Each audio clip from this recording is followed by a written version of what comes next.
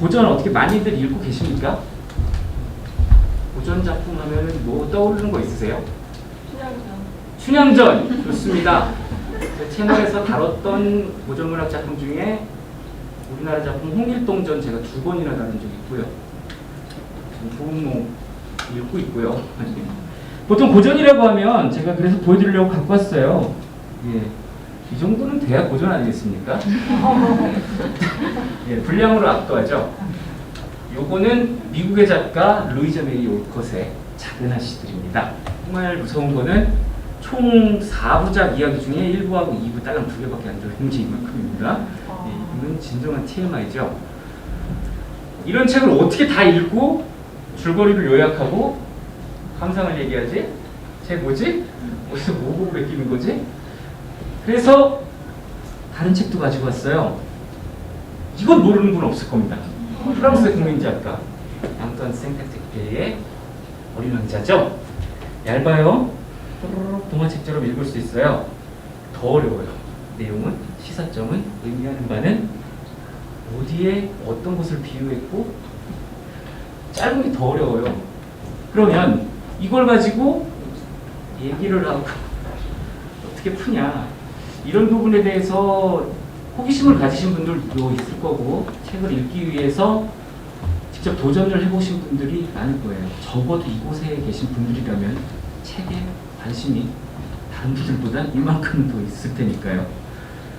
그래서 여러분들한테 고전을 읽는 법을 알려드릴 거예요. 그리고 고전을 읽고 싶게 동기를 부여해 드리려고 하는데 동기가 부여가 될 겁니다. 한번 진행을 해볼게요. 그래서 오늘은 총 4편의 이야기를 할 겁니다. 프랑켄슈타인, 데미안, 바보이반, 노인과 바다. 제목 다 들어보셨죠? 내용 줄줄 꿰고 있는 분 계십니까? 거의 없어요. 이걸 이렇게 되는 이유가 있어요. 사실 이제 고전을 읽어야지 하고 마음을 먹는 때가 딱 제 딸만한 나이 때, 그때부터 부모님 강요에 의해서 읽어야 되는 게 고전입니다. 그래서 일단 반발심이 생기고요. 한 고등학교 때쯤 내가 머리가 깨어날 만 해가지고 책 좀 보려고 그러니까 책이 있다만 하든지 무지하게 어렵든지 골치 아픕니다. 둘 중에 하나입니다.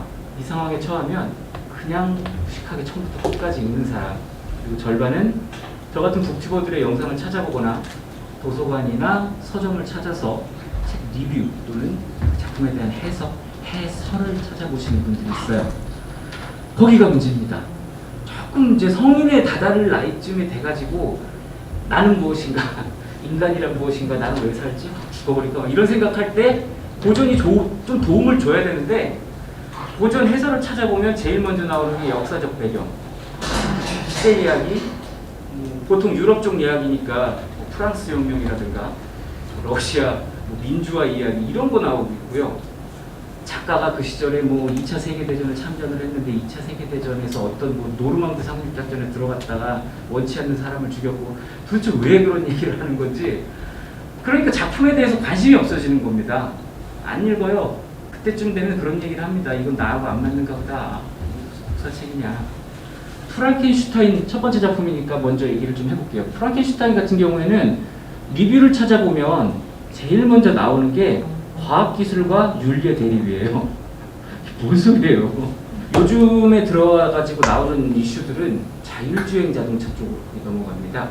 자율주행 자동차, 무인이죠. 사람이 직접 운전하는 게 아니고 누군가가 탑승을 해서 자동차가 직접 AI가 자동으로 운전을 해줘요. 그때 되면 고민이 됩니다.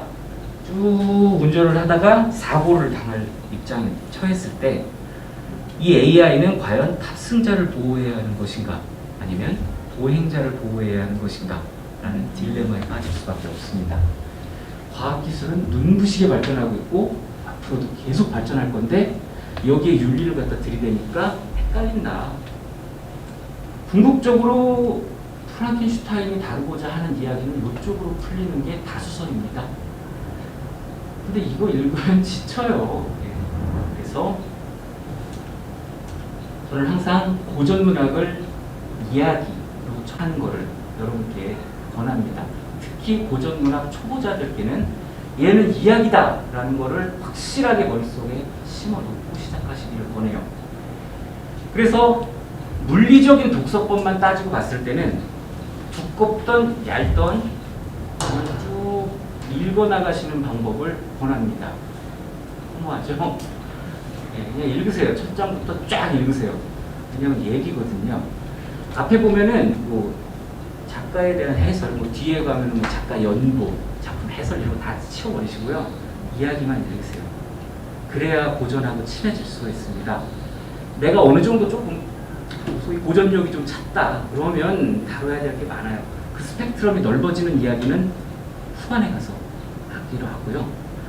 이야기로 나가가 보자고요. 영화로 나온 작품 중에 바람과 함께 사라지다, 80일간의 세계 일주, 테스, 드라큘라 대박 쳤죠. 영화들이. 얘네들 다 고전문학 작품의 원작이에요. 어떤 분들은 영화가 먼저인 줄 알아요. 책으로 안 나왔다는 사람들도 있고, 가끔 댓글 보면은 이게 원작이 소설이었나요? 이런 분들도 계시는데, 그게 원작이 다 그렇고 두께도 다 이따만큼이에요. 그렇게 인기를 끌 수 있는 이유가 뭘까요? 영화는 이야기에만 집중을 하고 있거든요. 독자들이나 영화 관객들이나 똑같은 사람이에요. 이야기가 재미있어야 궁금증이 생기는 거고, 그 궁금증을 풀려고 다가가기 시작하는 것이 고전의 참맛을 느낄 수 있는 순서입니다. 앞뒤가 뒤집어졌어요. 가만히 보면 이 영어로 성공한 작품들이 각본상, 작품상 휩쓸고 있죠. 당연한 얘기죠. 고전의 반열에 오른 이야기를 갖다가 기반으로 만들었는데 당연히 상 줘야지 뭘 상을 주겠습니까? 그렇게나 든든하고 수많은 통찰, 수많은 지식, 수많은 가르침이 들어있는 작품이기 때문에 여러분들이 꼭 다가가야 되고, 그 다가가는 첫 번째 방법으로 이 작품이 이야기라는 것에 집중하시기를 권해드리는 겁니다. 어느 정도 이제 이야기를 접해서 이거 재밌다 그렇게 읽고 나서 궁금한 사항이 생길 수밖에 없어요. 왜냐하면 지금 우리가 읽고 있는 현대 소설이나 장르문학들 같은 경우에는 딱 보면 딱 압니다. 보통 일본 추리소설을 많이들 읽으시니까 신주쿠에 있는 어디에서 살인사건이 발생했습니다. 야쿠자가 서로 싸움을 하다가 누가 죽었다. 여기서 못 알아듣는 단어 있으세요? 없죠. 지명도 알고 등장하는 사람들의 신분도 알고 무슨 일이 일어났는지도 알겠어요. 근데 고전 같은 경우에는 가깝게는 18세기, 멀게는 뭐 기원 전으로까지도 내려가죠. 이런 작품 보다 보면은 딱딱한 순간이 찾아옵니다. 얘들 왜 싸우는 건데? 왜 이런 일이 벌어지는 건데? 그런 것들을 해결해 나가는 게 고전을 읽는 방법입니다. 요번 추석 연휴 때 오징어 게임 인기죠? 오징어 게임 보셨어요? 아직 안 보셨어요? 예, 잘하셨어요. 이 넷플릭스나 왓챠 이런 OTT에 빠지기 시작하면 책 안 봅니다. 그래서 저는 다 봤어요.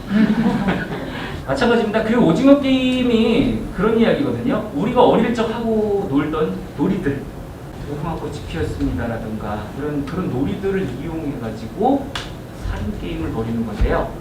저도 고전을 읽는 방법을 꼬리잡기, 우리 어렸을 때 많이 했나요? 친구 별로 없던 분들은 못하는 게임 중에 하나입니다. 길어야 돼요. 계속 꼬리를 잡아야 된다라고 저는 늘 주장을 해왔는데, 공교롭게도 이번에 오징어 게임이 조금 더 대중적으로 여러분들을 다가가는 것 같아서 오징어 게임 얘기를 해봤어요. 그 방법 자세하게 풀어서 설명해 드릴 거니까요.